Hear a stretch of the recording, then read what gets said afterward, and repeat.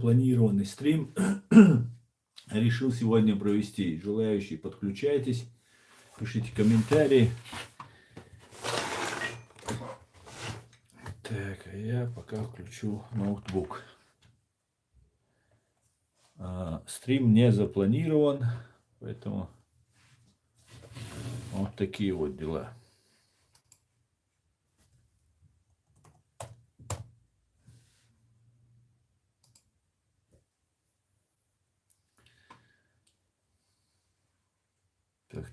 Так.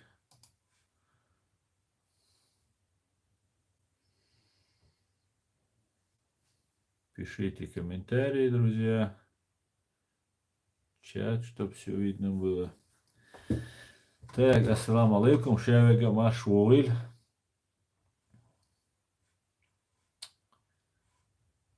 Так, контент.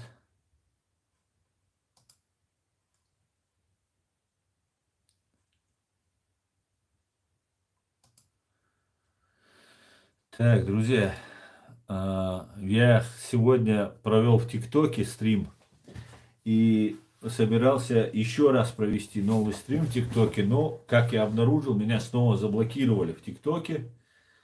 Не знаю, по каким основаниям они там, на меня там пишут всякие вот эти свои жалобы. Никакие основания я так и не узнал, какие там имеются. Поэтому я сейчас проведу его в YouTube.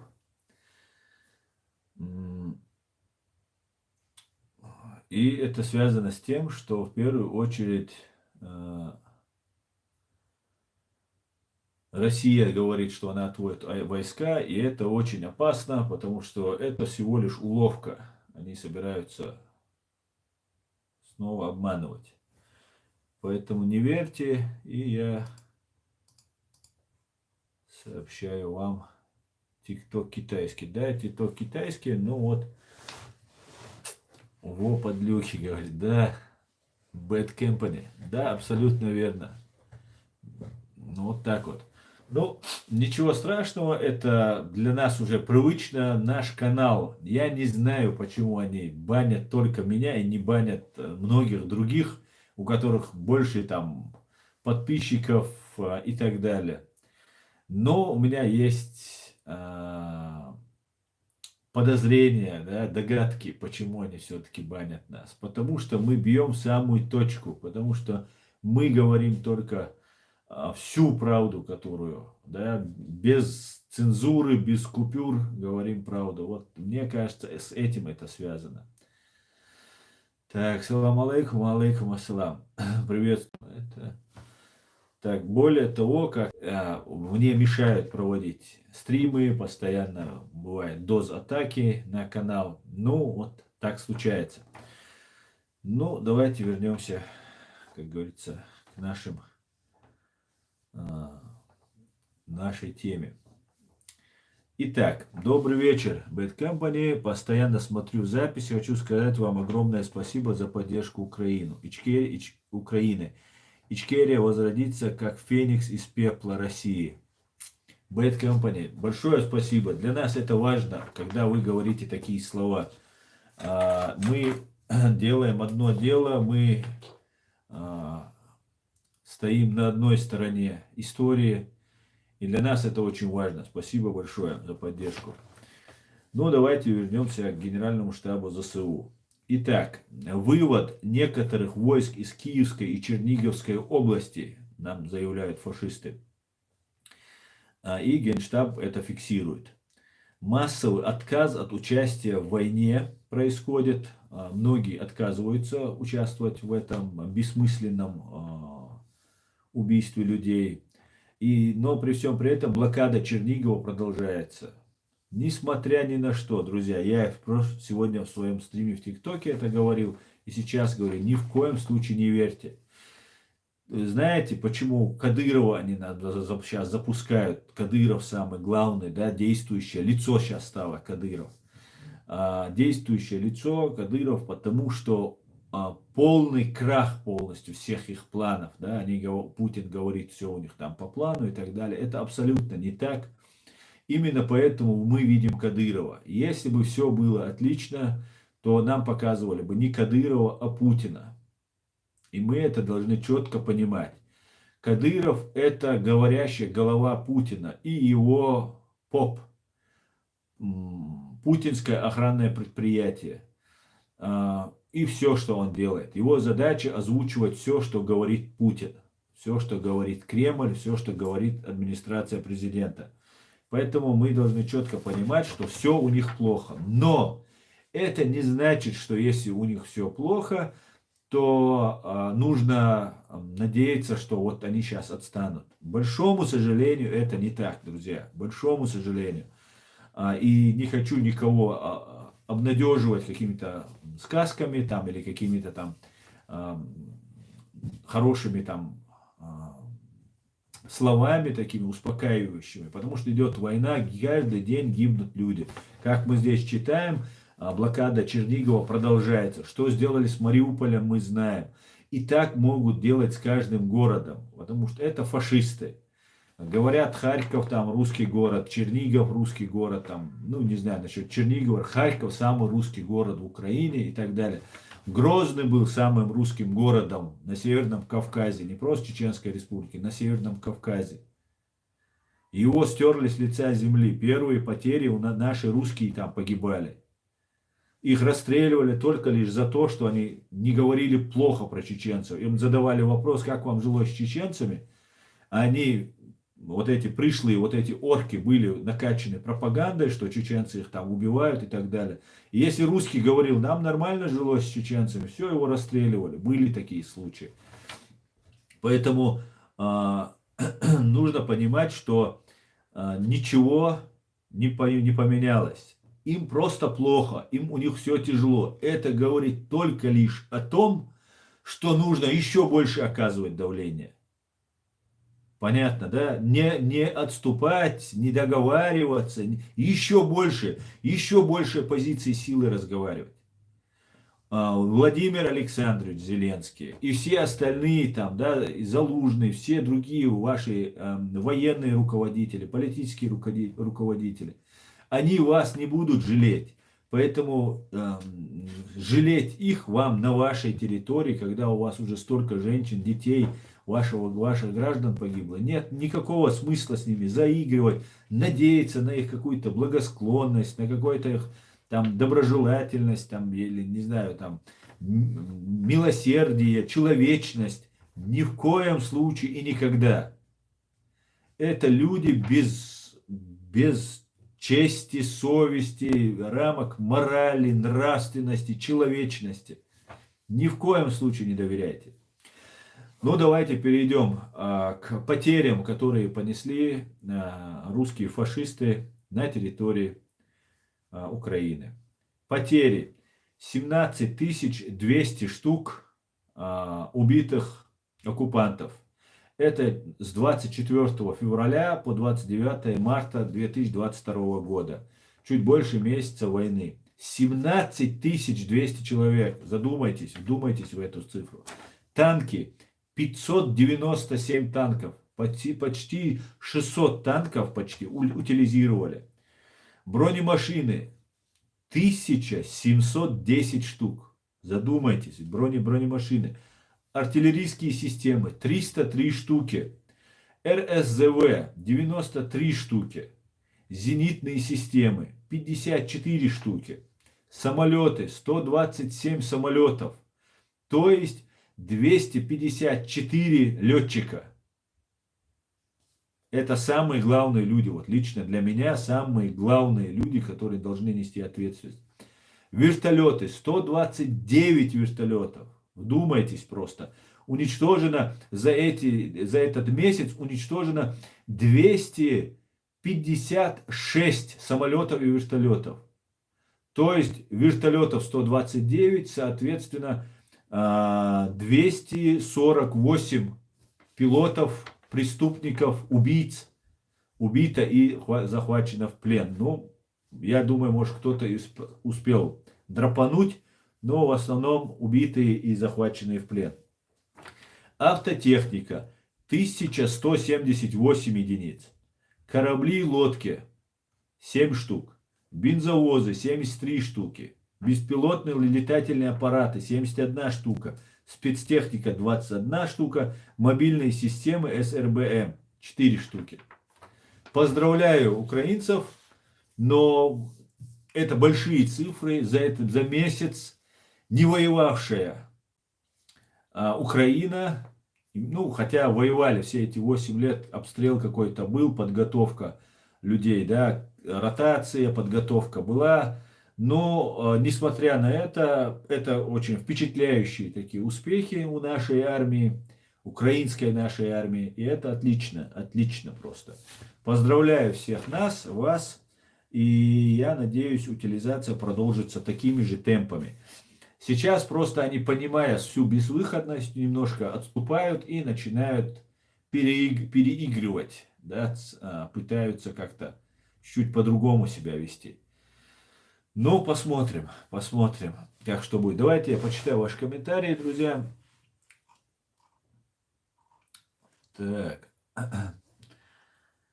Добрый вечер. Так, это я читал. Асламова Ури Уриев. Дику Далбу Хастам.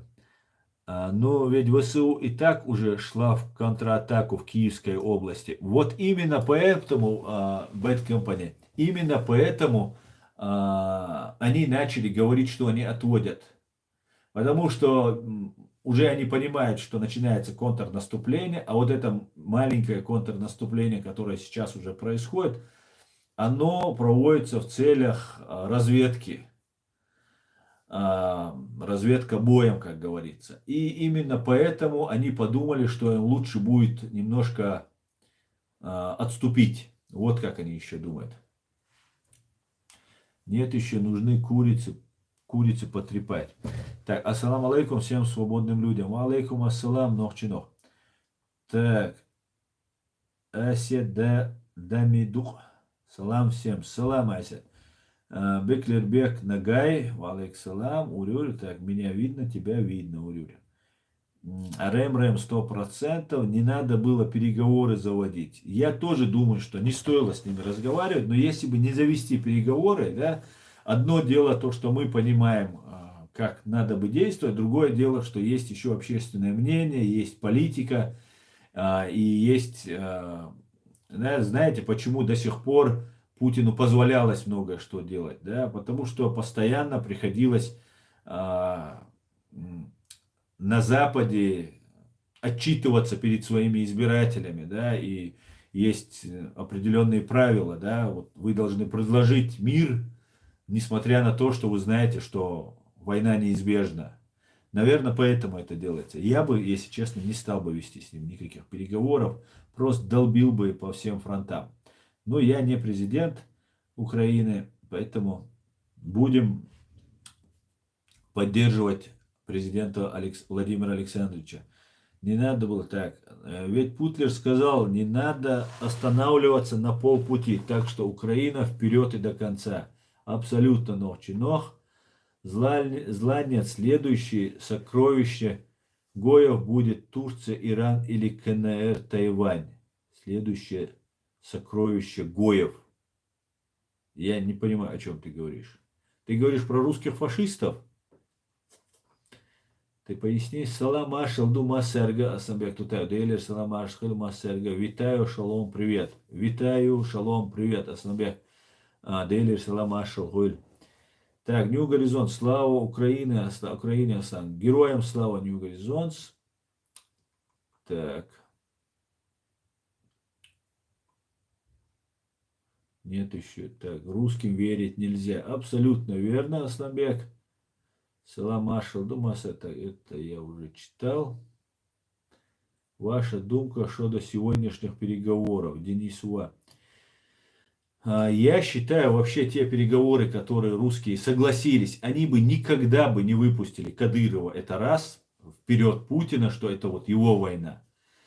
Если бы не было проигрыша. Это первое. Во-вторых, они бы не стали бы вести никаких переговоров, если бы им это было невыгодно. Это абсолютно циничные и подлые люди. Это нужно понимать. И сегодняшние переговоры, и вообще все переговоры, которые они ведут, это, я считаю, это они носят разведывательный характер, эти переговоры. Чисто разведывательный характер. Там можно где-то словечком, намеком как-то, может быть, кто-нибудь является их осведомителем. Может, не обязательно даже он будет осведомителем, если можно просто где-то, ну, сказать что-то, ляпнуть где-то не так.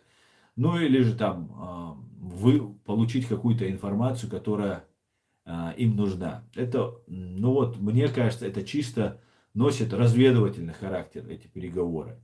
И я не вижу никакого смысла в них, никакого, кроме как, ну, для политики, для стороны Украины. Для русских понятно, для чего им это нужно.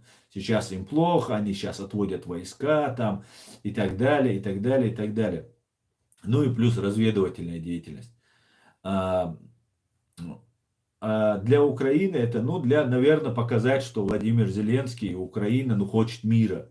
Но в конце концов уже 100 раз это показывали, пока находятся оккупационные войска на территории Украины, нет никакого смысла проводить эти переговоры. Просто я не вижу никакого смысла. Так. И смысла, никакого результата эти переговоры не принесут. Не принесут.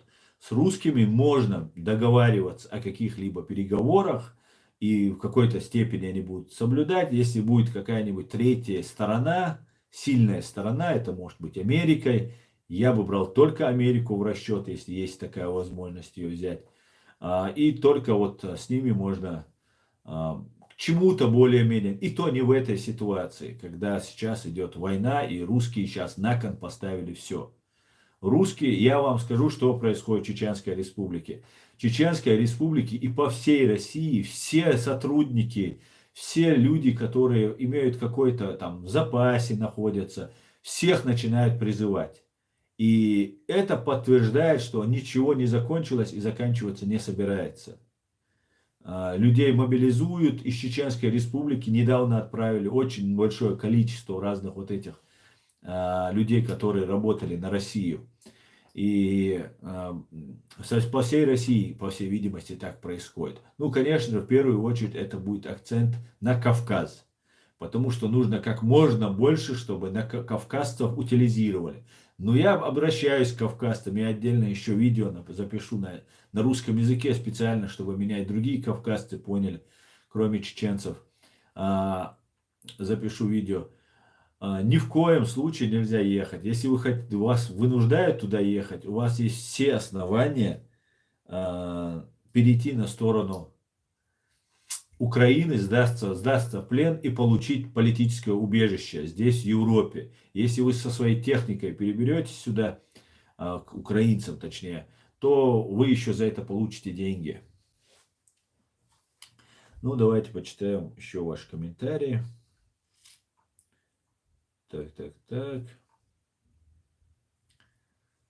Так, Россия гарант мира, а як почуяв в шоці був. Россия гарант миру. Так, слава Украине, свободной Ичкерии. Героям слава, Лиана. Ассалам алейкум, ва алейкум ассалам. Если бы Европа поставила наступательное оружие Украинам, давно бы зачистили бы от орков. Шульдамак, да. А сам оповещение не приходило, что будет стрим. Ночью, но сегодня я сразу же, без времени, что вот я буду делать стрим, я просто сразу включил. Я включил сразу. Так. Они хотят усыпить вашу бдительность для нового удара. И, возможно, это будет сильный удар, жестокий, агрессивнее. Нельзя расслабляться, все не просто так. Лиза Life in Belgium. Абсолютно, Лиза, я с тобой согласен, и ты очень хорошо знаешь, о чем ты говоришь. Абсолютно так. Как я рад, что Путин закончит, с чего начал, с сортиром. Алмула. Фрея Рокки. Салам Маршал Масарга. Добрый вечер. Делер Салам Маршал. Хоть. Верите расистам, себе не поважайте. Денис. Абсолютно верно, Денис. Верить России себя, расистам себя не уважать. Фрея Маршиоль. Так, как-то неспокойно от этих переговоров. Жди подлости. Так, Конст, я в шоке. какие с Рашкой могут быть переговоры. Вот я тоже не понимаю, почему каждый раз встречаются, никакого толка от них нет, но почему-то постоянно встречаются и о чем-то говорят. Ну, видимо, коридор для беженцев, третье, десятое, они же фактически берут людей в заложники и вынуждают просто вести с ними переговоры. Давайте поэтому не строго, не будем судить строго, посмотрим. День Кравцов. Салам из Украины. Оркам никто не верит. Всегда готовят гадость. Собирают силы и ударят слабое место. Да, Дэн, абсолютно так. Картукас, Кирстукас. Верить россиянину, Киртукас, верить россиянину, себя не уважать. Государство Чеченская Республика Ичкерия восстановит независимость. Литва. Киртукас, спасибо большое. Спасибо большое за поддержку. Именно так. Так, добрый вечер. Здоровеньки булы. Я лично решил для себя полностью доверять нашей украинской власти. Поэтому думаю, что и эти переговоры необходимы. Мы победили и победим. И в этом я уверен. И Ичкерия тоже. Добрый вечер. Не я. Человек с ником не я. Добрый вечер. Правильно делаете. Сегодня Украина показывает, что она на самом деле не понарошку, а по-настоящему сражается. И поэтому и мы должны всецело доверять. Знаете, почему мы выиграли эту войну? Потому что мы всецело доверяли и поддерживали президента Джохара Дудаева. И Джохар Дудаев до конца был верен и на боевом посту, на президентском посту отдал жизнь за наше государство и за нашу свободу. Поэтому нужно доверять. Нужно. Асланбек Тутаев. Турки помогают байрактарами. Молодцы турки. Запад без двуличия должен помочь Украине. Запад не должен покупать углеводороды у России. Асланбек Тутаев. Германия уже отказалась. Франция, по всей видимости, тоже отказывается. Да? У них ведь тоже свои какие-то обязательства. Вот мы говорим, а у них тоже свои какие-то вещи, которые им нужно соблюдать. Но ситуация меняется, Запад помогает, выделяются деньги, выделяются оружие, огромная информационная, политическая поддержка, то одни санкции чего стоят, которые накладываются на Россию. Поэтому будем надеяться, что дальше будет только у России все хуже, а у Украины все лучше. Юрий, они уходят от Киева, но их обстреливать, там сейчас идут бои. Правильно. Не надо с ними вообще разговаривать. Не надо. Ну, имеется в виду, вынуждены разговаривать. Но тоже, какой привет, такой ответ, говорится, да? Победа за Украиной. Очень верю в это. Да, Алмула. Технарь, украинцам только победы. Никакого послабления оккупантам. Слава Украине, слава Ичкерии. Привітання з Беларусі. Дуже дякую, Беларусь. Живе Беларусь. И героям слава. Конст, ваш канал в России, к сожалению, заблокирован. Просто так не посмотришь. Да, к сожалению, канал заблокирован. Для того, чтобы вы могли посмотреть в России, вам нужно в настройках YouTube поменять страну. Есть некоторые отдельные видео, которые даже если вы поменяете, вы не сможете увидеть. Потому что отдельно на них Роскомпозор накладывал запрет. Но в принципе, если поменять страну там, на Америку, на Германию, можно смотреть мои видео. Так. И, кстати говоря, сейчас только что заблокировали мой канал в ТикТоке. Поэтому все, кто еще не подписан на моем другом канале Аслан Арцуев ТикТок, у меня там еще не набралось 1000 человек для того, чтобы я мог делать прямой эфир. Я прошу вас, ссылку я вам оставлю под этим видео. Пожалуйста, все, кто имеет желание, пожалуйста, переходите, подписывайтесь на меня в ТикТоке, чтобы я мог и в ТикТоке вести. Там очень много людей, которые, и, кстати говоря, на фашистскую Россию этот мой канал вещает. И таким образом фашисты тоже видят, очень сильно злятся, там меня там оскорбляют, просто кипят от злобы и ненависти. И это как бы продлевает, укорачивает их жизнь и добавляет тонус для моей жизни. Я просто даже радуюсь этому и смеюсь постоянно, что многим не нравится, даже моим друзьям. Так, ну ладно, буду тогда серьезным. Так, хотя бы украинцы не отступили перед своей победой, плиз, не отступят. Дудаев про них говорил, что их не стоит недооценивать. Так, Соушен. Новый удар по Украине будет только, они поступят хитрее, ударят не только извне, но и изнутри. Вполне возможно. Также может быть применено химическое оружие, да и все остальное.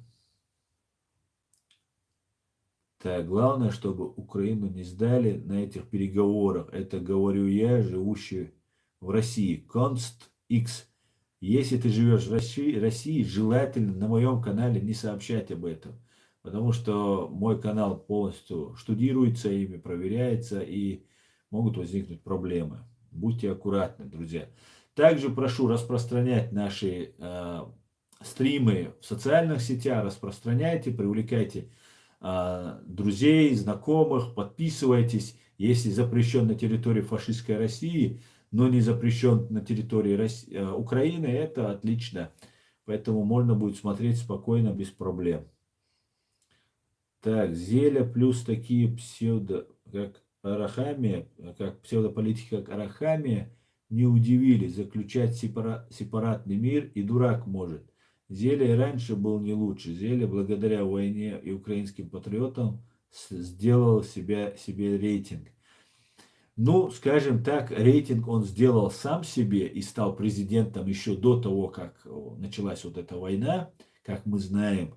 Поэтому давайте мы не будем у меня на канале президента воюющей страны, который не бежал, который каждый день подвергается риску. И русские фашисты, я думаю, с удовольствием его бы убили. Не будем оскорблять. Ну, по крайней мере, без бана это не обойдется, друзья. Поэтому я прошу не делать Жанат Джунусов. И я так думаю, ты, наверное, где-то из России, да, Жанат? Это что за имя? Это казахское имя или же это какое-то кавказское имя, да? Из Казахстана тебе в лоб. Из Казахстана тебе в лоб. Гоага нахер всех. Из Казахстана тебе в лоб. Это ты мне типа угрожаешь, что ли? Я не понял. Дерзко ты, дерзко. Руслан Тюнис. А почему проиграли? Руслан Тюнис. Кто проиграли? Кому проиграли? О чем ты, Руслан? Так, АМГ 663. Скоро вы узнаете всю мощь фашистской России. Говорит АМГ. Ну, АМГ, ты какой-то мощь. Мощь это АМГ С-63. Понимаешь? Более 500 или 600, в зависимости от комплектации, лошадиных сил. А у фашистской России лошадиных сил, ну, не больше одного-двух ишаков. Вот что у вас есть. Поэтому зря ты это все тут нам тут рассказываешь. New Horizons. Украина показала силу для РФ. Кстати говоря, патриот с мощью российской фашистской империи. Ну, ты какой-нибудь Жигули поставил бы, если ты такой патриот. А что ты наш Мерседес туда впутываешь к себе? Вы их больше не увидите, наши Мерседесы. Будете тайком покупать через знакомых, через третьих лиц, через Казахстан, там еще как-то. И то за большие-большие деньги, сам понимаешь. Чем больше посредников, тем больше денег. Так, Украина показала силу для РФ. России только с мирными могут воевать. Да, Россия это слабенькая страна. Понтов больше.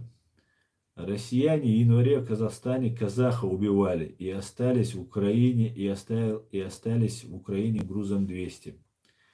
Павла Кушерчук. Слава Дудаеву, патриоту своего народа. Ичкерия будет вільним.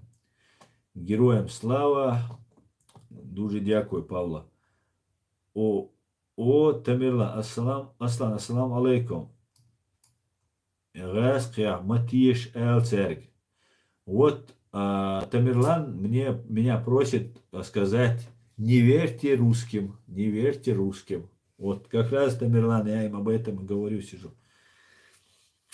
Украина на переговорах выдвигает свои требования, потому они и нужны. Да, выдвигает, но только нет, не думаю, что они будут их выполнять. Россию просто надо гнать. Россию надо гнать. Иш отцу ауллаш махирбац, бацариш ауллаш китаришем, я думаю. Так.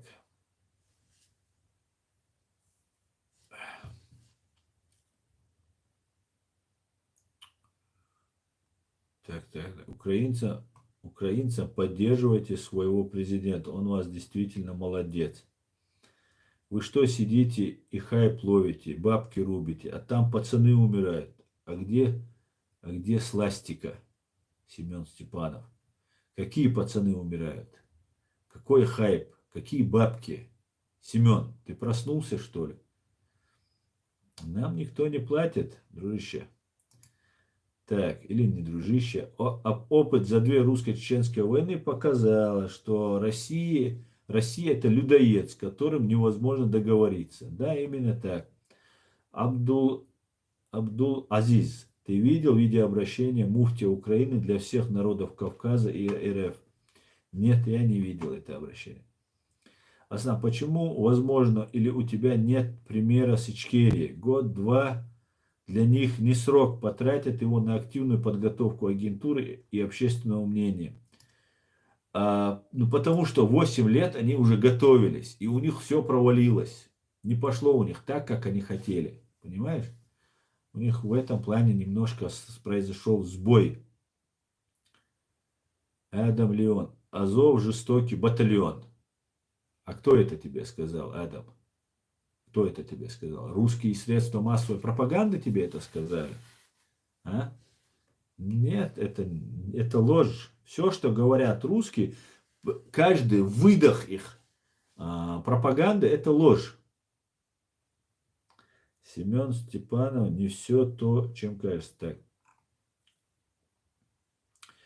Жанат Жунусу Астан. Просто Зеленский начинал как популист, поэтому написал про него так, потому что я переживаю за Украину. А это уже другой разговор, Жанат. Но он президент воюющей страны, а мы с тобой не граждане. Да, если мы переживаем, мы, значит, даже не граждане Украины. Поэтому у нас даже нет права сейчас, если мы их поддерживаем, у нас нет права так говорить об их президенте. Они сами это могут говорить. И то мы должны их одергивать. Тормозите, парни, подождите. Если они на своего президента говорят. Это верховный главнокомандующий. И это сейчас, это после войны мы можем, да, приехать в Киев, встать на площадь. И пускай там все украинцы будут против нас, а мы будем на Зеленского, на их президента говорить. Вот это мы можем. А сейчас нам нужно только поддерживать. И то, если у нас будут основания, конечно, ругать их президента. Так, интересно, кто верит русским, тем более сейчас, Сирена. Абсолютно согласен, Сирена. Русским верить нельзя, это факты. Жизнь и века русским ничему не учат. Да, именно так. Верить нельзя. Почему Чечня проиграла России, Европа и Турция ведь помогали Чечне? Руслан Тюнис. Ну, во-первых, как говорится, пока ты не признал поражение, ты не проиграл. Поэтому мы не проиграли. Проиграть сражение, это не значит проиграть войну. У нас с русскими очень давно идет вот эти взаимоотношения такие не очень хорошие, прямо скажем. Поэтому мы, во-первых, не проиграли. Во-вторых, ни Турция, ни Европа нам не помогали. А если бы помогали бы, то вам был бы конец в вашей фашистской стране. Даже если бы нам просто предоставили бы стингеры, ну, наверное, байрактаров тогда еще не было, ну, хотя бы стингеры нам или что-нибудь, чем мы могли сбивать ваши самолеты и вертолеты. Если нам предоставили бы, базар был бы другой вообще. Но учитывая, что Чеченская республика Ичкерия в длину чуть более 150 километров, а в ширину еще меньше, это меньше Москвы, да, может, район или два района, три района, два района, может, Москвы, три, не знаю, не буду сейчас говорить, но миллион населения просто вот исходите из этого. Это просто смешно даже задавать такие вопросы. Это просто, ну, надо немножко быть кретином, наверное, чтобы задавать такой вопрос. Так, смотрел Сотника, уже зэков вербует, Чечня повторяется, Асланбек Тутай. Да, кстати говоря, Асланбек, именно это я тоже хотел сказать. Да, вербуют сейчас зэков и будут выпускать зэков. И вот этих людей будут направлять воевать. Не хватает солдат, не хватает людей. Вместе с зэками отправляют кавказцев еще плюс ко всему. Ну вот уровень кавказцев в России. Да, разгружать сейчас будут кавказское население. Очень много погибших дагестанцев уже там, погибшие чеченцы есть. Но я думаю, что чеченцам и кавказцам нужно переходить на сторону. И русским я тоже самое, всем советую переходить на сторону Украины, сдаваться всем. Если командир возражает, его можно обезвредить и перейти на сторону Украины. Другого выбора нет. Ты видел, как Азов убивает пленных и простреливает ноги? Думаю, это неправильно. Я видел это видео, но я не знаю, Азов это или это русские. Ну, знаешь, что я увидел? Я увидел документ, говорящий о том, что нужно проводить такие операции. И опаля, появляется сразу же вот это видео. Стреляют в ноги там и так далее. Поэтому я не верю ни одному слову русских фашистов. Понимаешь? Поэтому это все может быть сказки. А если это правда, то это нарушение международной конвенции ведения обычаев, ведения правил, обычаев и правил ведения войны. И это, конечно же, категорически запрещено. Это военные преступления. Так. Салам всем свободным людям. Салам аслам. Не вери ни одному слову РФ, особенно их агента. Они очень красиво говорят. Заслушаешься. Да, салам, это абсолютно верно. Азовцы, красавцы, слава Украине, героям слава, азовцы, салам вам. Так, Анзор, ассаламу алейкум. Ва алейкум ассалам, Анзор. Россия могила, да, Алексей Захаров, это точно. Руслан, где это Турция официально помогала Чечне? Да, он просто говорит ради того, чтобы говорить. Султан, ассаламу алейкум, ва алейкум ассалам. Скоро вы все получите от России, от России получите контрибуцию, говорит Алексей Захаров. Да, Алексей, будем с удовольствием вас заставлять выплачивать контрибуцию. Вы не только украинцам должны, но и нам. А нам вы должны около $1 триллиона. Триллиона, поверь, заметь. Вам еще десятилетиями нам отрабатывают. Бесплатно газ, свет вам придется нам давать. Все с вашего кармана, да, все с вашего кармана. Денацификация, иллюстрация в РФ надо проводить всем цивилизованным миром. По-другому никак, наверное. Да, абсолютно с тобой согласен, Конст X. Так. Ит Фрея, пускай будет. Два флага слева какой страны? Украина, Ичкерия, НАТО, USA. Только предатель может подписать сейчас договор с Россией, давая ей передышку, или дебил может поверить в исполнение подписанных договоров Кремлем. Времен антипутинизм. Фриман Антиподобный, что опять Украина хочет наступить повторно на грабли гарантий после Будапештского меморандума? Так, Алексей, Россия немало получила от нас, сейчас получает от Украины, да? Привет, чертила кит, привет, чертик. Когда я начинаю разоблачать вот этих ублюдков, залазят, ну, фашистов из России, залазят разные подрусские ублюдки и начинают писать мне гадости. Но когда вы пишете эти гадости, я понимаю, что вас это задевает, то, что я говорю. И меня это радует. Аслан, уведомление цайох сун случайно гин чувелесу иш дук йох чон тердат. Без запаса времени сразу халлати нерер Чечня не Россия. Цундель цайено. Таган КГБ бехца билой.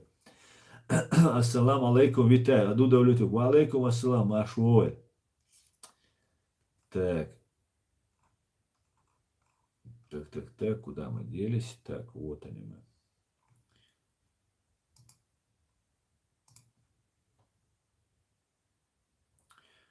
Так.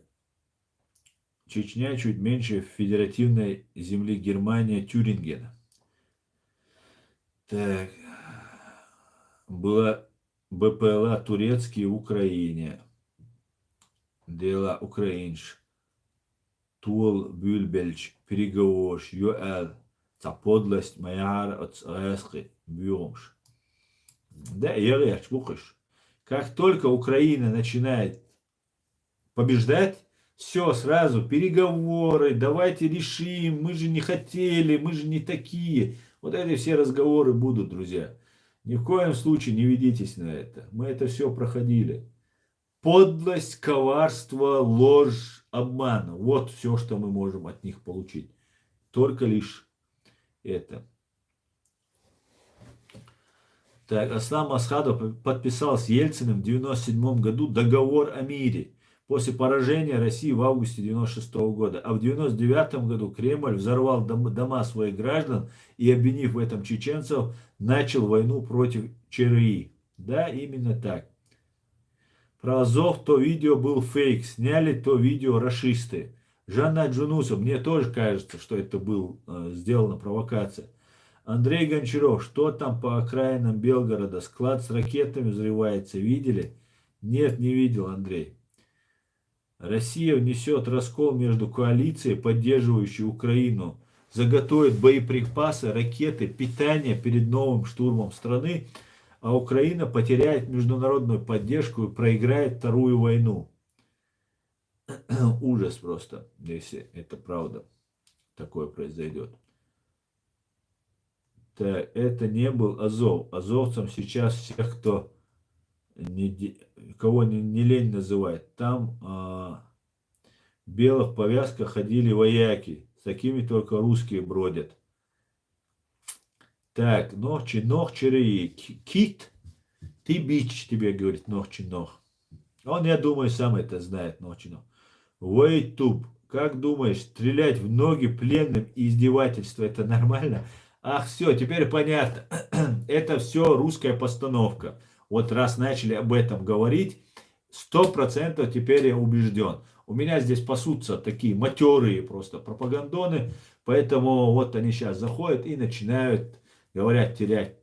Смотрите, было у меня, ну вот вы знаете, некоторые, кто мне скидывал это, вы знаете, вот постановление, да, приказ какой-то, создать специально видео, кадры, чтобы русские солдаты не бежали, да, потому что сейчас это может приобрести массовый характер.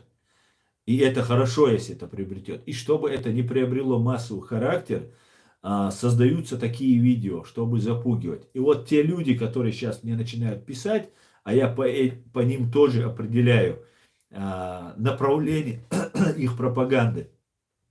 Сейчас вот они начали, это нормально, ненормально там и так далее.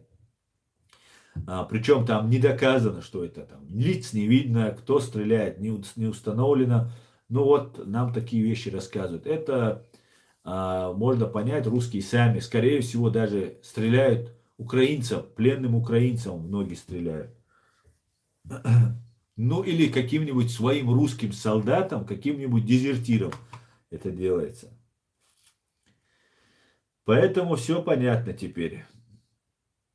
Значит, русские фашисты вот таким образом делают. Россия самая паскудная, до блевотины мерзкая страна во всей мировой истории. Методом селекции там вывели чудовищных моральных уродов, у которых само понятие добра и зла вывернуто наизнанку. И сам Медаев. Чеченский сценарий вполне могут применить, этого я боюсь. Фрейроки. Так, слава защитникам Украины, слава Ичкерии Украины, героям слава, Асланбек Тутаев. Так, Руслан Тюнс, ты неудачник, все нормальные чеченцы за Рамзана. Ба-ба-ба-ба. Руслан, здесь находится, ну, как минимум 255 человек, и из них добрая половина чеченцев. И они все не за Рамзана. У тебя проблемы, дружище.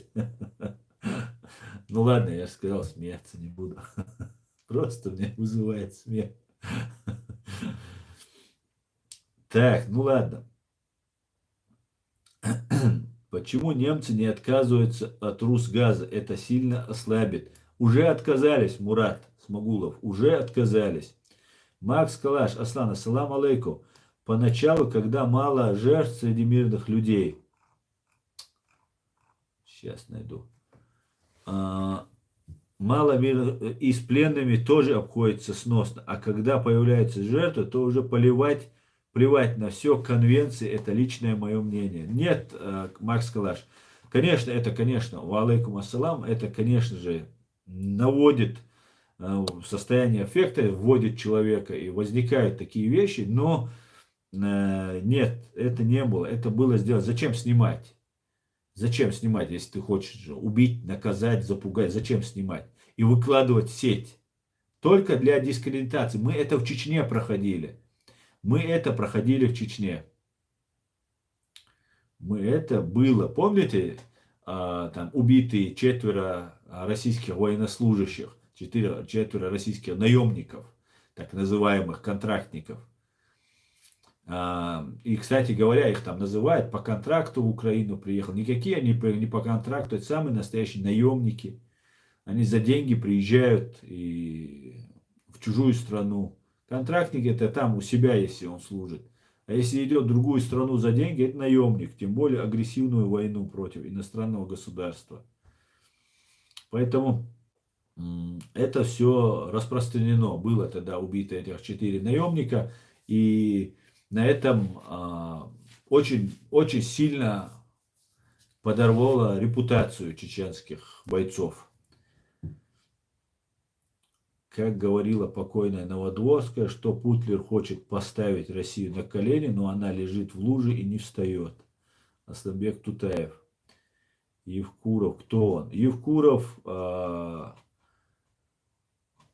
убийца чеченского народа, военный преступник, совершавший убийство в Чеченской республике Ичкерия, и бывший президент Украины, ныне заместитель министра нападения Шойгу. Не знаю, что Шойгу, может, его Путин побил, но его не видно и не слышно.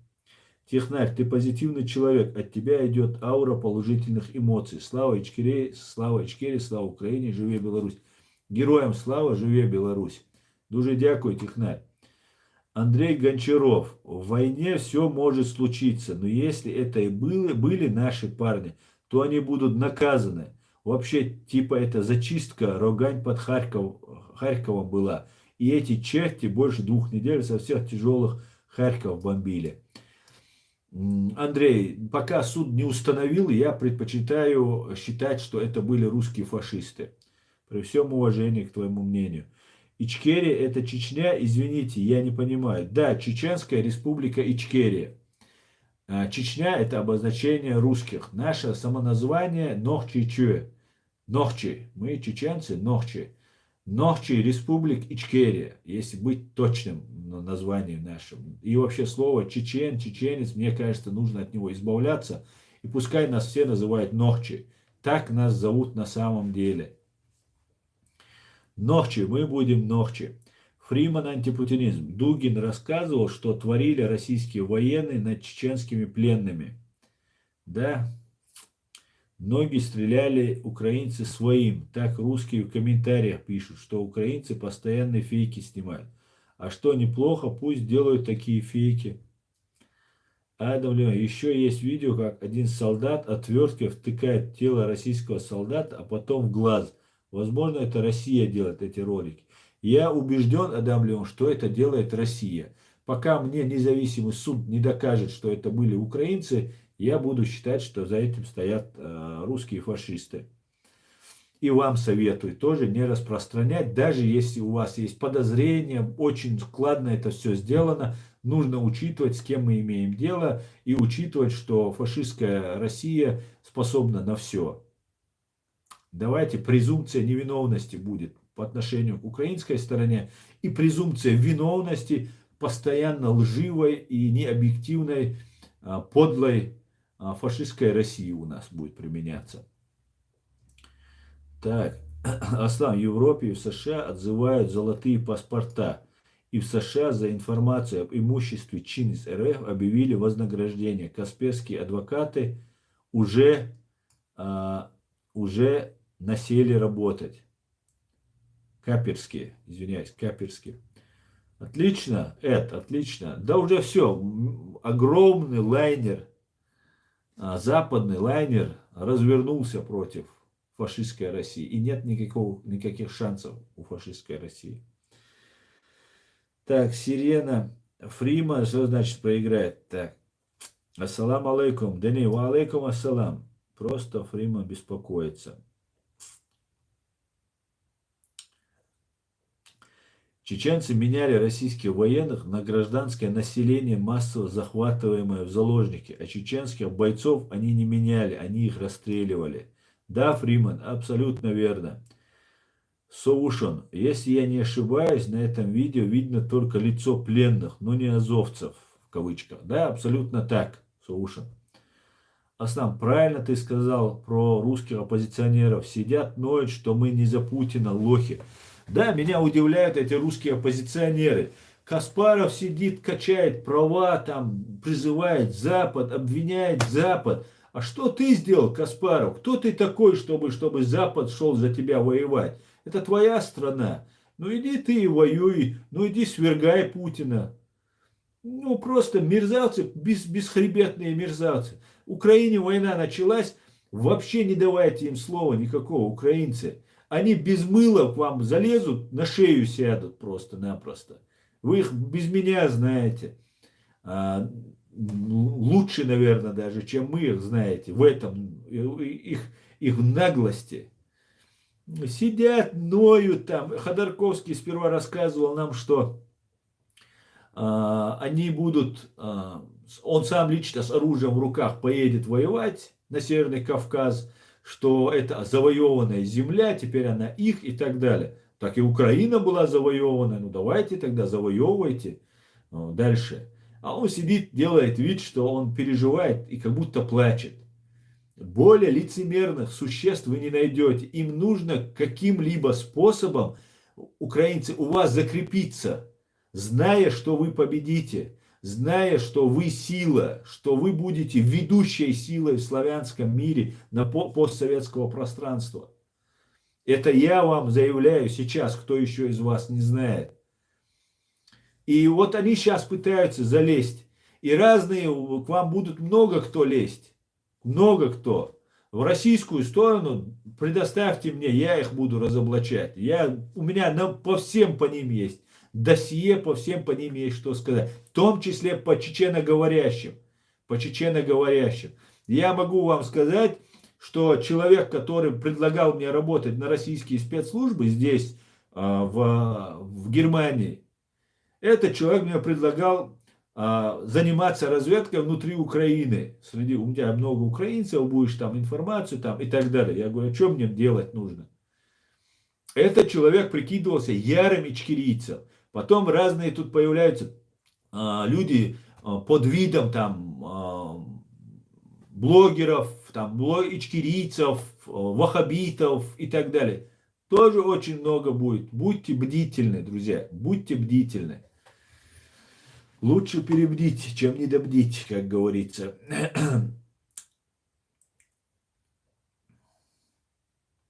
Фримен даже спустя 20 лет преследовали и убивали они наших. Они до сих пор готовы преследовать и убивать наших. Они преследуют тех людей, кто воевал, украинцы. Запомните, вы сейчас открыто снимаете видео, фото, воюете, и не дай бог вы проиграете. Конечно, вы не проиграете, но не дай бог это произойдет. Так вот, через 20 лет как охота на Степана Бандеру и других. Точно так же у нас здесь происходит на всех наших бойцов, настоящих бойцов, не фейковых, которые нифига не делали, а делали вид, что они делают.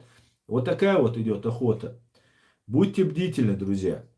Нужно победить. Россия верит. Дерборз, России верить нельзя, но, к сожалению, украинцы верят им. Дерборз, а свои комментарии я зертига. Ha TikTokçu avuй Дерборс и Аласюк.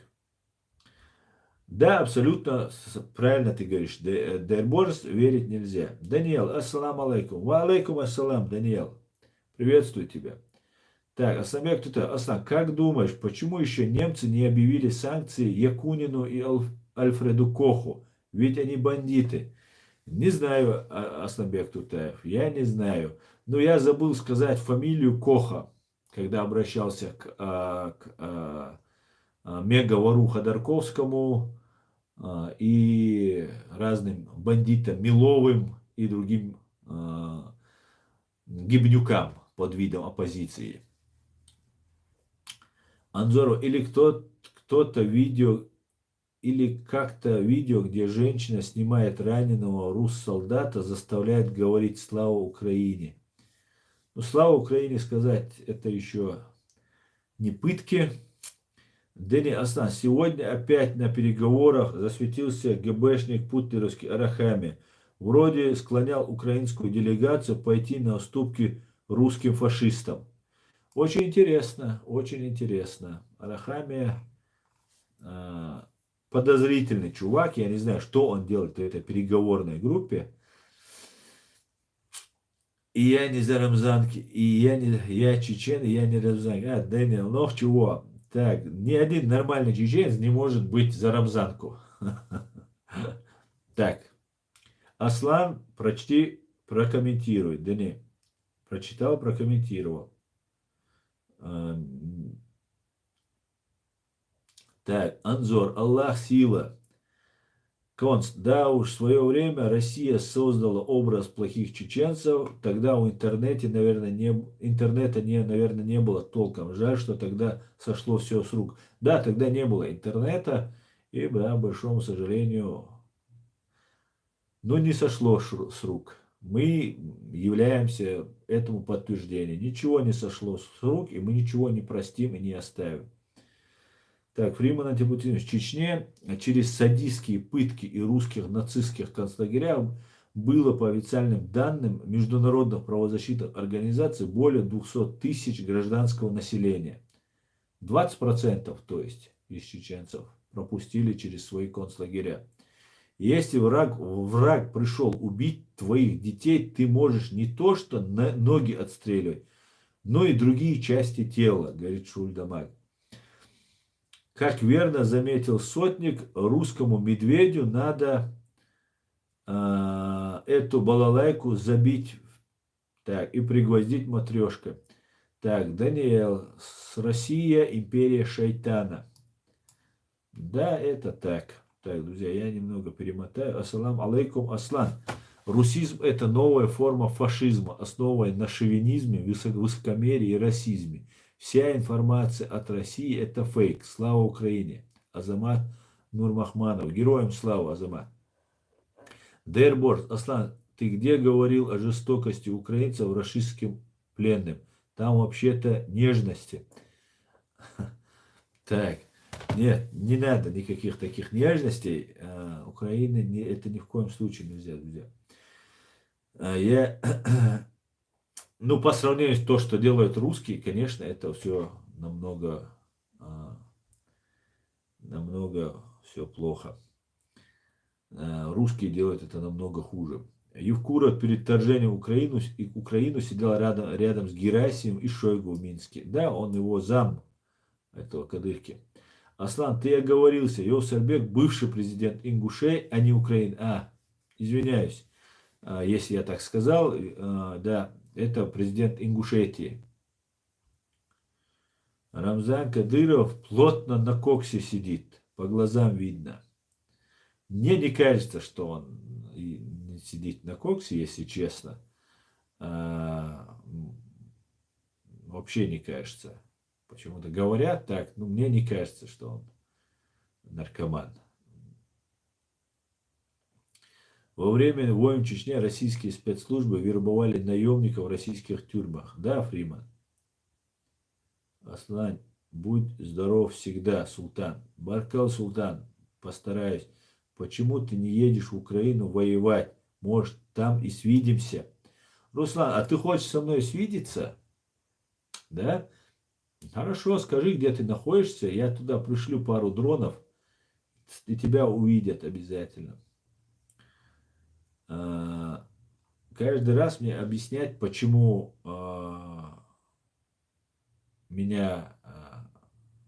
я не еду в Украину, каждый раз, особенно таким, как ты, не имею желания. Так, ночью всегда ночи. Да, Мола Султан.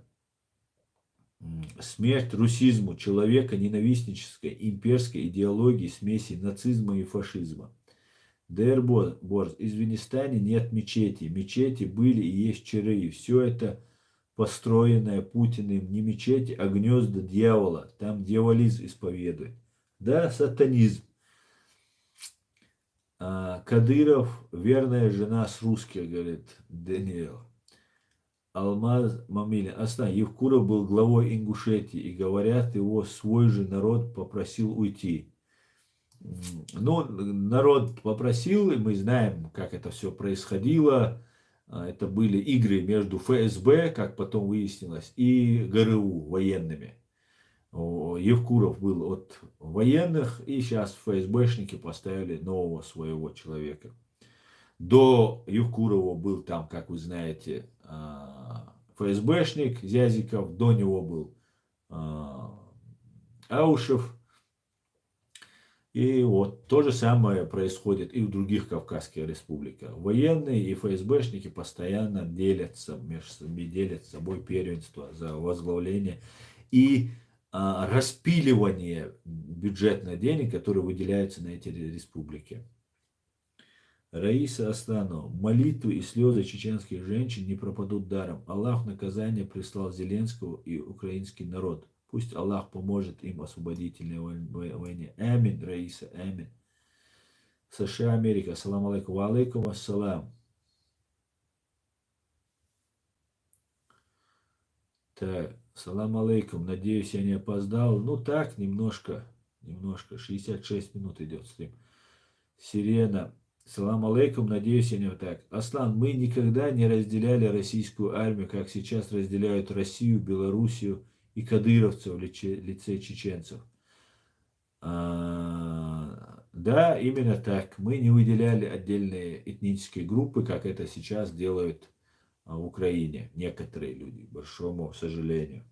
Но для этого мы должны доносить до людей правду, чтобы они понимали, что чеченцы и кадыровцы – это две противоположности просто. В России необходимо провести денацификацию, демилитаризацию, депукляризацию, деимпериализацию, да, и декагабизацию, дефсбизацию, да, вот, дечекизацию. Даниил Ахмад сгнила. Эдмамеда. Золотые паспорта, это значит все семьи РФ чиновников обратно домой в РФ, стоите свою РФ туалеты. США, Америка. Аслан, что творили с арабами в Сирии русские? Как кувалдой дробили кости, отрезали голову, подвесили за ноги, сожгли на костре. Да, США, Америка, именно так это было. Мы видели это кадры. Это только то, что, скорее всего, трофейное было. Это видео появилось после того, как американцы уничтожили около 600 голов вот этих наемников, которые 600, около 200 бы это было россиянцев. И вот так это стало достоянием известности. Мне кажется, именно в то время появились эти видео. Так.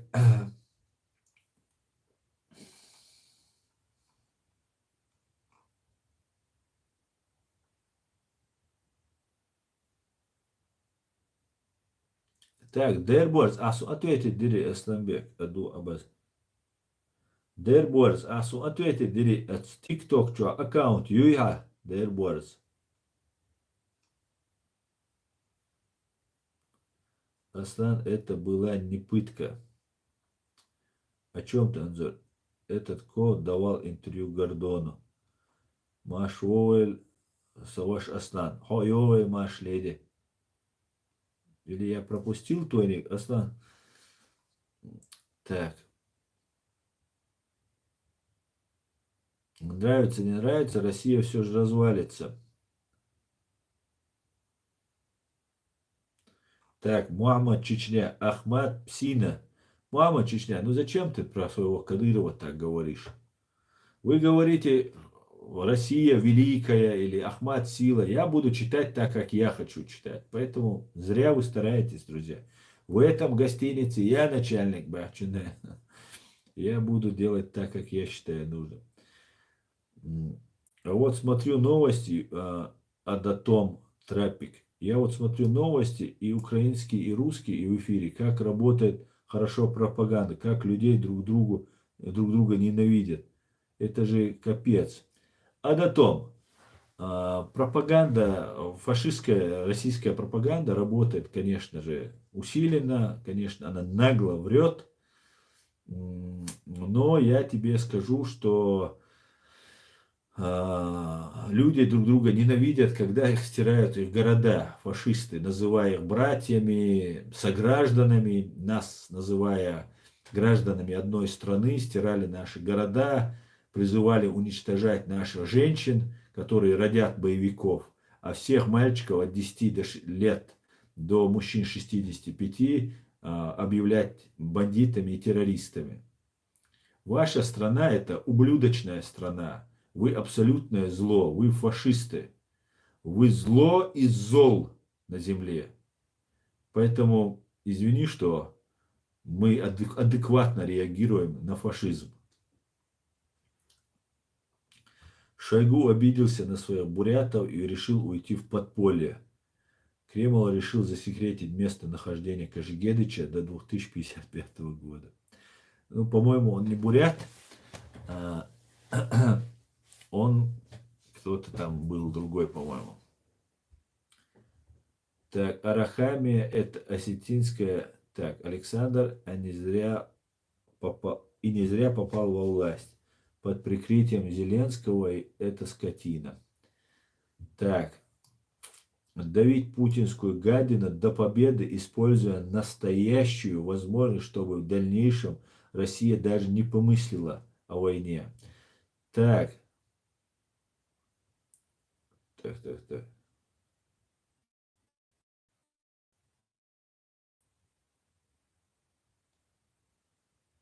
ТикТок не то, что модно, сейчас модно. Знаете, почему я в ТикТоке? Я понимаю, что мой канал, они всячески жалобами, YouTube канал имеется в виду, всячески жалобами запрещен на территории фашистской России, и по какой-то причине они его зажали. И плюс в любой момент YouTube могут запретить на территории фашистской России, а я бы хотел бы, чтобы чеченцы, проживающие во временно оккупированной Чеченской республике Ичкерия, меня могли услышать. И поэтому я пытаюсь раскрутить еще одну площадку для того, чтобы у нас была площадка, откуда мы могли бы доносить информацию до тех, кто находится во временно оккупированной Чеченской Республики, ну и фашистской России в том числе. Вот поэтому я пытаюсь и его тоже этот канал немного раскрутить. Поэтому подписывайтесь. Я под этим видео оставлю ссылку на свой канал. На оба своих ТикТока я оставлю. 3 их. Ну, я оставлю на все 3 тогда. Просто на один я пока, ну, его оставил пока как в резерве. Поэтому подписывайтесь, надо набрать на одном из моих каналов, ну, на котором нужно набрать 1000, я его буду пока оставлять, потому что надо как можно больше раскрутить этот канал и набрать 1000 подписчиков. Я это делаю для этого. Пыне нужна передышка для перегруппировки. Да, Фриман, это так. Исаак Шмулевич, Маш Вовель. Салам, шалом всем вам, людям доброй воли. Аслан, держись. Шалом, Исаак, рад тебе. Заходи, друг дорогой. Рашист – террористическое несуществующее государство. Да? Да. Так. Ассалам алейкум, Саваш. Россия отводит войска. Алейкум ассалам. Да, не то, что отводит, делает вид, что отводит, показывает там, просто усыпляет бдительность. Не верьте. Не верьте. Об этом мы уже обсудили много раз. Так.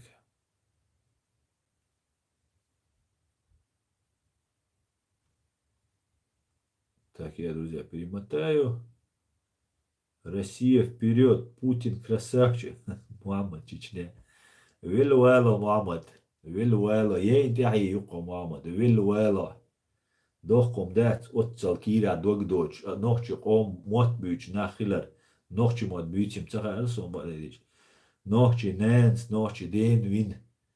Ишт мухиру ала ихум язда. Оцарвин олвай 300 тысяч сак эскхитон. Юай диндо 42 тысячи берег эскхитон. Вильвело ханя вел. Да, шисуам дельч. Hadídos nákhilak vagyunk, badeg dítse, hamcanba bízva is. Люстрация есть хацанба без. Так. Россия вперед. Так, это Исаак Шмулевич. Бузург, объясни нам всем, как евреи намутили. Исаак, что он там пишет? Бантик, антисемита, банти сразу же. Аслан, да, сил долтха, салам маршал, дохуек саваш. Да рейс хой массер дольвай да си, дейлер салам маршал, хуэль саваш. Ахмас Мумилин, спасибо за разъяснение. Пожалуйста. Мама Чечня, ты жена с Руси и с русских, говорит Даниэл. Вот, идик эйлер. Путин, хамар схоях, волчух, терду. Терду. Украина, покорись судьбе, уничтожь фашистскую Россию, покорись. Так, Гарар Сунар Дер Борзу, ответьте, Цадир? Я? Аслан Мадиц Каш, Хаджима Маватер. Сваджиму Ватса Асон, Хом Кира Догдоч Сагон. Путин вперед, Бог, Россия вперед.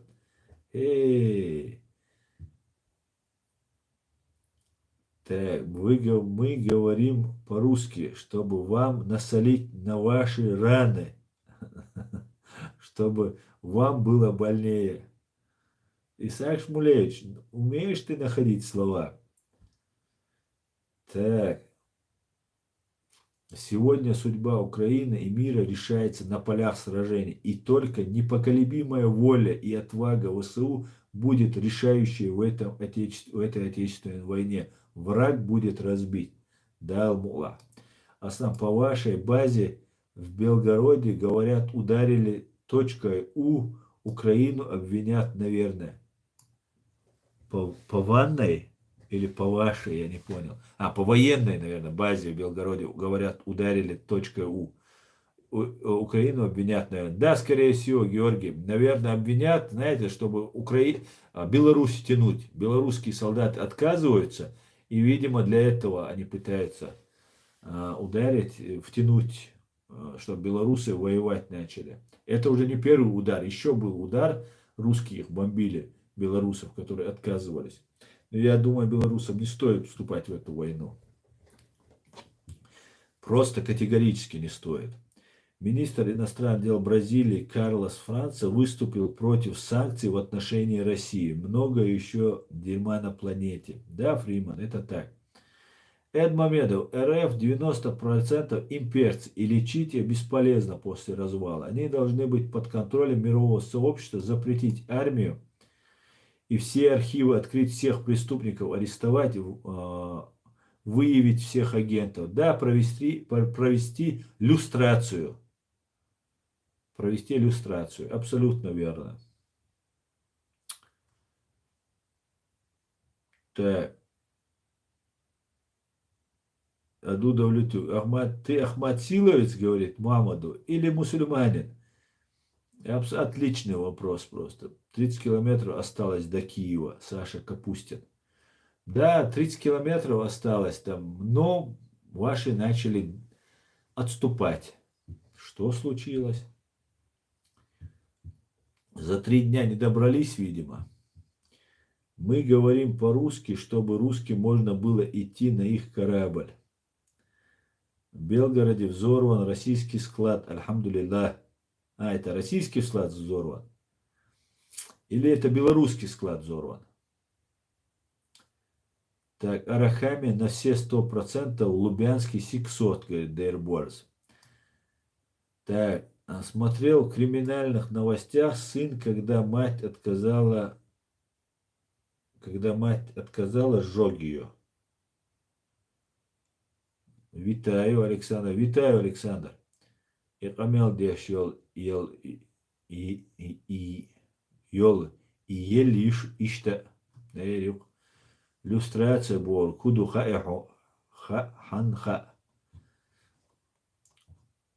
Люстрация. Google чудах калах уэрдо. Аса хуик шейн. Итидам бейт рехт. Анзор, мил чубой, ног чему отбьют чубоя. Хилбо отличение. Чо но до цен дюч, чо но дар цен. Хер дул дали цен, мил бол бирк. И соуц да хинца сацацадеш. Массу аушай. Кознеш строит ешбу. Так.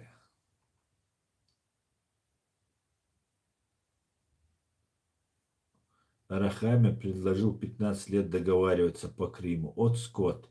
Мерзавец. Мухаммад. Тему он. Маэл Иларха Килу. Бохуик Шульда Магуа. Мухаммад. Он оценки лаун узамасера. Мухаммад Левицкий. Пентагон. Небольшое количество российских войск отошло от Киева, но это передислокация, а не вывод войск. Абсолютно. Вот об этом мы и говорим. Не отстанут они. Я вам говорю, из Чечни вчера или позавчера автобусы отправляюсь. Все сотрудники загружаются туда. Все сотрудников туда гонят. Толпами. Сотрудники всех. Они собирают всех просто. Просто кто на воротах у них стоит, на шлагбауме стоит. Всех загружают. Отправляют. Причем войска российские остаются в Чеченской Республике. Отправляются некоторые части, но много не снимают. А вот чеченоговорящих, которые служили России и думали, что они будут такими хозяевами, что вот уничтожили 30% чеченцев, и вот им сейчас дали вот такую возможность, что они будут управлять. Нет, сейчас будут понижать количество чеченских мужчин для того, чтобы устроить нам геноцид. Будут понижать. К большому сожалению, мы снова идем на поводу у этих. А Кадыров, как козел-провокатор, собирает, заводит баранов в бойню, а сам выходит. Его подкармливают, и вот он дальше живет себе, не тужит.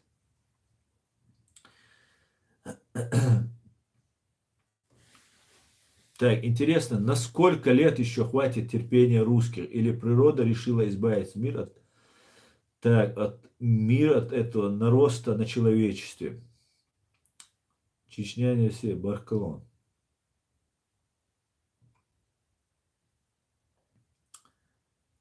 Так, der Борзусун. Отвечает, он седо алишсюк. И цаум алишсюк. Так, Владимир. Мы говорим Путлер и Руснек капут. Полный развал Рашки впереди.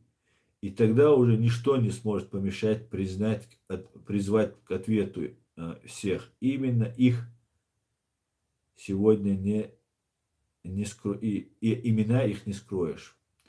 Так, подождите, сколько уже идет? Трансляция идет 80 минут. Да? Еще минут 10 поговорим, друзья, и закруглимся. Так, нам пришел Евгений. Германия только лет 12 назад последний платеж контрибуции платила. Если РФ не победит, и чтобы до конца 21 века платила контрибуции Украине, Чили, Грузии и другим, то все повторится. Абсолютно, Евгений, абсолютно ты прав. Впрочем, как обычно. Джахар Дуда, ассаламу алейкум. Мальчик, я витать. А душу Украина витайте душу. Ва алейкум ассалам, Джавар, машой. Такс. Владу Воловин. Все чеченцы не говорят. Ты просто видишь пропаганду, которую постоянно по всем фронтам нам показывают. А другим чеченцам нельзя говорить, в противном случае они подвергаются репрессиям. Так, да, а все путлеристы, террористы будут воскрешены вместе с Путлером, ублюдком, антихристом и вергнуты в вечный ад. Так, есть тут евреи? Да, Даниэл, здесь есть евреи. Здесь есть евреи, причем несколько их уже точно наших знакомых и друзей. Так, Фриман антипутинизм. Так, опять перемоталось. Исаак Шмулевич, в начале войны украинцы брали в плен русских, надеюсь на понимание России. Но орки не хотят понимать, надо всех орков, кто сдается в плен, уничтожать. Нет, Исаак Шмулевич, кто сдается в плен, уничтожать нельзя. Тут я с тобой в кои-то веки не соглашусь. Так, Саша Капустин.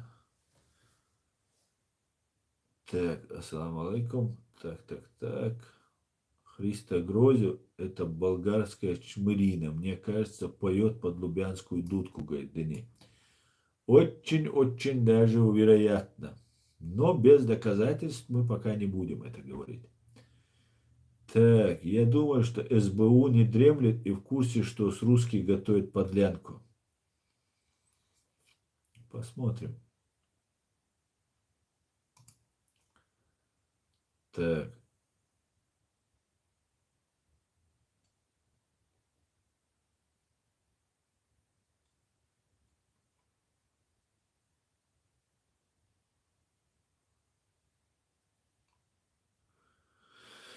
Так, Влад Воловин пришел нас здесь троллить и отвлекать. Не отвлекайтесь, друзья. Ладно, это еще не все, на что мы способны. Это еще цветочки, говорит Саша Капустин. Ну, ты имеешь в виду, что вы примените химическое оружие, бактериологическое, биологическое, какое у вас там, ядерное, атомное. Конечно, вы на многое способны, я знаю. Больших мерзавцев, подонков и ублюдков в этом мире не найти. Абсолютная империя зла, абсолютное зло, империя зла и лжи. Вы на многое способны. Это правда. Это правда.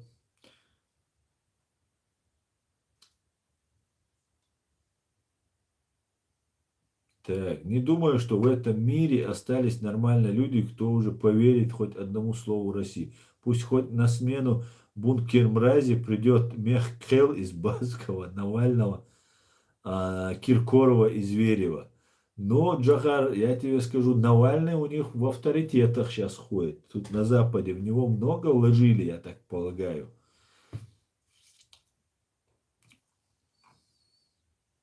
Аслан, ты гуманитарий. Да, я гуманист. США, Америка, Аслан. Во время русско-турецкой войны русские войска насчитывали около 300 тысяч солдат, а в Чечне численность русских войск была около 500 тысяч. Никогда русские не оставят Чечню без своих войск. Да, именно так. Абсолютно. Они не оставят, они там, кадыровцы, они ж каратели. Они и там в Украине ничего не делают. И в Чеченской республике они всего лишь каратели. И их задача просто на камеру светиться и отвлекать внимание, когда это нужно. И Кадырова и в Украине не решают. И даже они идут сзади и зачищают. А вперед идет фашистская армия. Сзади идут вот эти их прихвостни.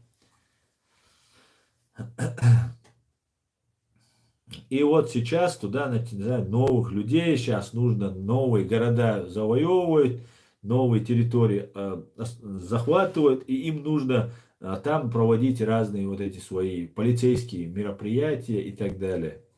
И вот поэтому кавказцев сейчас усиленно туда гонят. И тем чеченцам, которых туда погонят, и кавказцам, им, скорее всего, будет очень трудно перейти линию фронта. Хотя при желании это можно сделать, но, скорее всего, это будет сделать очень трудно, потому что они далеко, глубоко в тылу находятся, и их задача проводить карательные действия, там, так называемые зачистки. Вот так это все может быть, выглядит. Так. Давайте опять перемотаю. Леди, это он специально спрашивает, он прекрасно знает, что это значит, просто зашел сюда, чтобы потроллить. На один из забаненных, наверное, поменял ник и зашел. Какие воины из зэка воины? Ну, никакие, просто как мясо сойдет. Надежды на табуретку и шарф тают с каждым днем. Да мне кажется, Жень, не было никаких, у меня не было. Ну, такая была, может быть, такая отдаленная, иллюзорная была надежда на это. Ну, да, и можно не рассчитывать. Путин перестраховывается очень сильно. Так.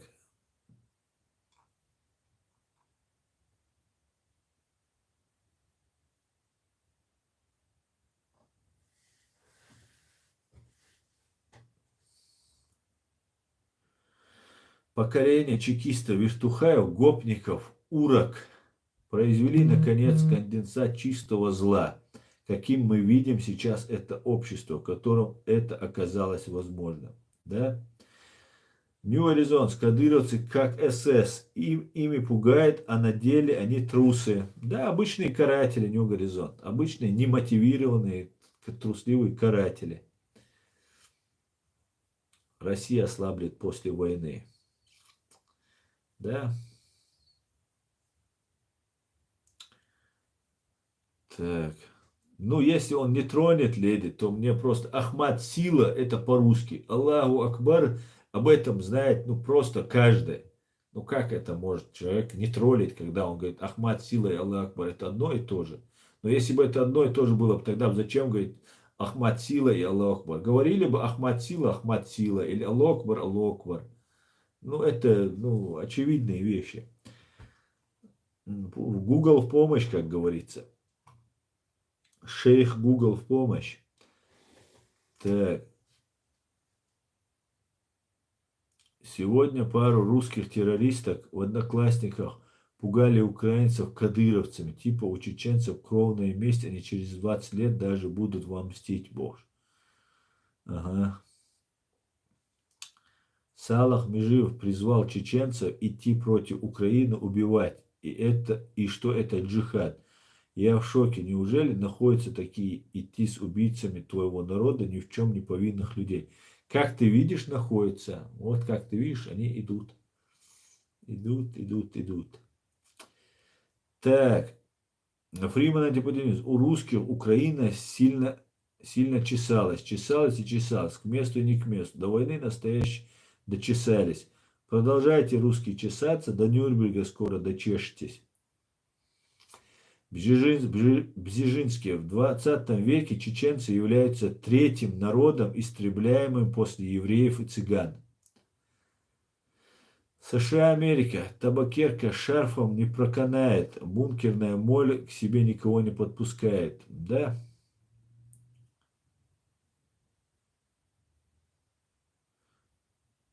Друзья, я тогда на этом наш стрим заканчиваю. Гражданин Ичкерии, Машвой. Всех приветствую и со всеми прощаюсь. Всего самого хорошего. На ТикТоке меня определенное время не будет. Я оставлю под этим видео ссылку на ТикТок, на который вам следует подписаться. Друзья, зайдите, давайте наберем там 1000 человек, чтобы мы могли иметь запасной аккаунт на запасную площадку, где мы могли бы доносить нашу правду до людей. И все, и на этом сегодняшний наш стрим заканчивается. Спасибо, что смотрите, спасибо, что поддерживаете. Слава Украине, все будет Ичкерия, Господи, благослови Америку. Всего самого хорошего, спокойной ночи. Адикюэль, ассалам алейкум, бюзде алюэль масейра. Спасибо за пожелания хорошие вам, друзья.